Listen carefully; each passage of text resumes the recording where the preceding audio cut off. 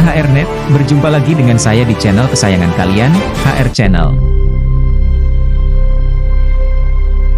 Bayangkan sebuah bencana yang tidak hanya datang dari bawah laut tetapi juga dari daratan yang kita pijak. Bukan hanya gempa bumi, bukan hanya tsunami, tapi kombinasi mematikan yang belum pernah Anda bayangkan. Pada video sebelumnya, saya menjelaskan bagaimana megatrust yang mengancam Pulau Jawa, kini semakin diperparah oleh penurunan muka tanah yang terjadi diam-diam. Bagaimana ancaman ini bisa berlipat ganda dan mengintai kota-kota besar kita? Mari kita ungkap bahaya yang tak terlihat ini.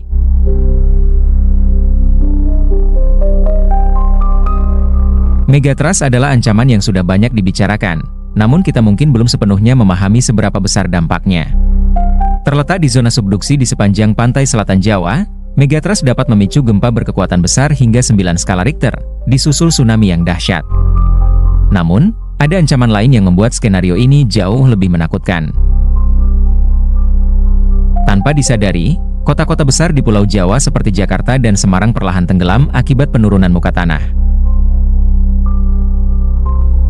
Faktor seperti penggunaan air tanah yang berlebihan, urbanisasi tanpa kontrol, dan perubahan iklim mempercepat proses ini. Kita tidak hanya menghadapi penurunan beberapa sentimeter per tahun, tetapi bahkan hingga beberapa meter dalam beberapa dekade.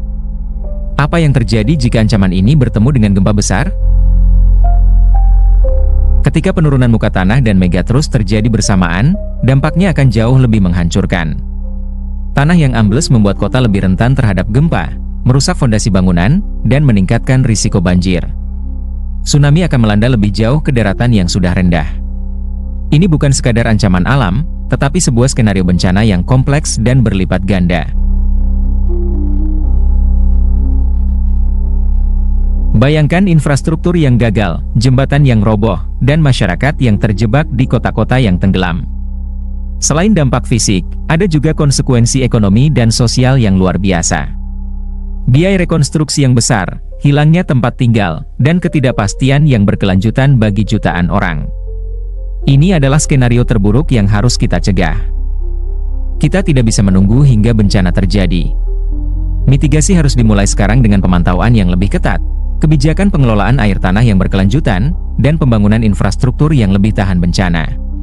Kita semua memiliki peran dalam menghadapi ancaman ini, baik pemerintah, komunitas, maupun individu.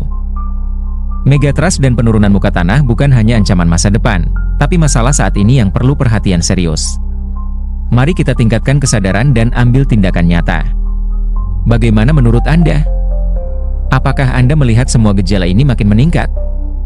Beri komentarnya di bawah agar kita bisa sama-sama berdiskusi tentang apa yang akan kita hadapi ke depan.